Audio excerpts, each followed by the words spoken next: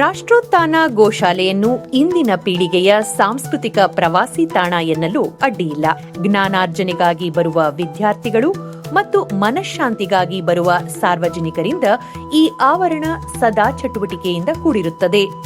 ಇಲ್ಲಿನ ಗೋಸೇವೆ ಮತ್ತು ಪರಿಸರ ಪೂರಕ ಚಟುವಟಿಕೆಗಳು ಪ್ರತಿಯೊಬ್ಬರಲ್ಲೂ ಭಾರತೀಯ ಪರಂಪರೆಯ ಬಗೆಗೆ ಹೆಮ್ಮೆ ಮೂಡಿಸುವಲ್ಲಿ ಮತ್ತು ಪ್ರಕೃತಿಯ ಸಂರಕ್ಷಣೆಯ ಬಗೆಗೆ ಜಾಗೃತಿ ಮೂಡಿಸುವಲ್ಲಿ ಸಂಪೂರ್ಣ ಯಶಸ್ವಿಯಾಗಿವೆ.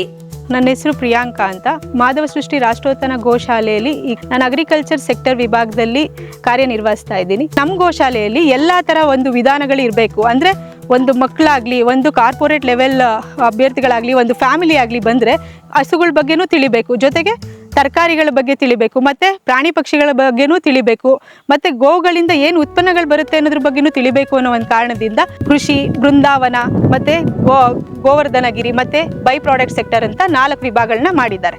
ನಾವಿಲ್ಲಿ ಏನು ಮಾಡ್ತೀವಿ ಅಂದರೆ, ಮಕ್ಳುಗಳು ಬಂದಾಗ ಗೋಶಾಲೆ ಎಲ್ಲನೂ ತೋರಿಸಿದಾದ್ಮೇಲೆ ಅವ್ರ ಕೈಲಿ ಕೆಲಸ ಮಾಡಿಸ್ತೀವಿ. ಏನಂದರೆ ಬೀಜಗಳ ಬಗ್ಗೆ, ತಳಿಗಳ ಬಗ್ಗೆ ಹೇಗೆ ಹೇಳ್ತೀವಿ, ಅದೇ ಥರನೇ ಕೃಷಿಗೆ ಕರ್ಕೊಂಡ್ಬಂದಾಗ ಬೇರೆ ಬೇರೆ ತಳಿಗಳನ್ನ, ಬೀಜಗಳ ಬಗ್ಗೆ ಇಂಟ್ರಡ್ಯೂಸ್ ಮಾಡ್ತೀವಿ. ಅವ್ರ ಕೈಲೇ ಸೋಯಿಂಗ್ ಮಾಡಿಸ್ತೀವಿ ಮತ್ತು ಕೆಲಸಗಳನ್ನ ಮಾಡಿಸ್ತೀವಿ. ತರಕಾರಿ ಬೆಳೆಗಳ ಬಗ್ಗೆ ಇನ್ಫಾರ್ಮೇಷನ್ ಕೊಡ್ತೀವಿ, ಹಸುಗಳನ್ನ ತಳಿಗಳ ಬಗ್ಗೆ ಇನ್ಫಾರ್ಮೇಷನ್ ಕೊಡ್ತೀವಿ, ಮರಗಿಡಗಳ ಬಗ್ಗೆ ಕೊಡ್ತೀವಿ.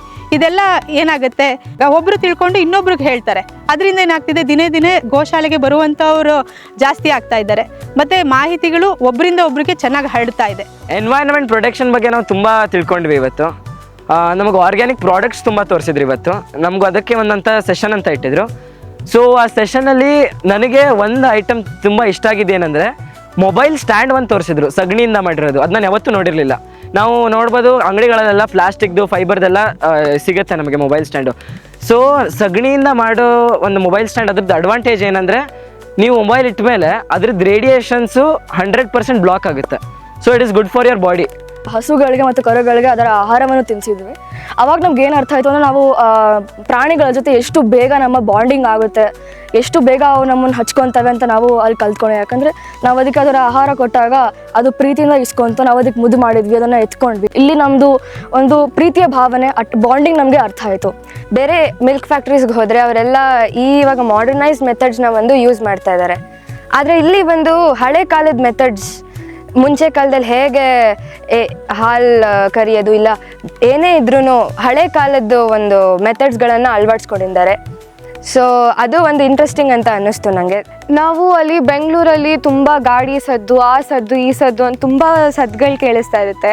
ನಮ್ಮ ಸ್ನೇಹಿತರೆಲ್ಲ ತುಂಬ ಹಿಂದೆ ಇದ್ರು ಅಂತ ನಾವು ಸುಮ್ಮನೆ ಒಂದು ಕಡೆ ಜಾಗದಲ್ಲಿ ಕೂತಿದ್ವಿ. ಅಲ್ಲಿ ಎಷ್ಟು ಶಾಂತವಾಗಿತ್ತು ಅಂದರೆ, ಒಂದು ಇನ್ಸೆಕ್ಟ್ ಕೂಗ್ತಾ ಇರೋ ಸದ್ದು, ಅಲ್ಲಿ ತುಂಬ ಝರಿ ಹರಿತಾ ಇತ್ತು ಅನಿಸುತ್ತೆ ಅಲ್ಲೆಲ್ಲೋ.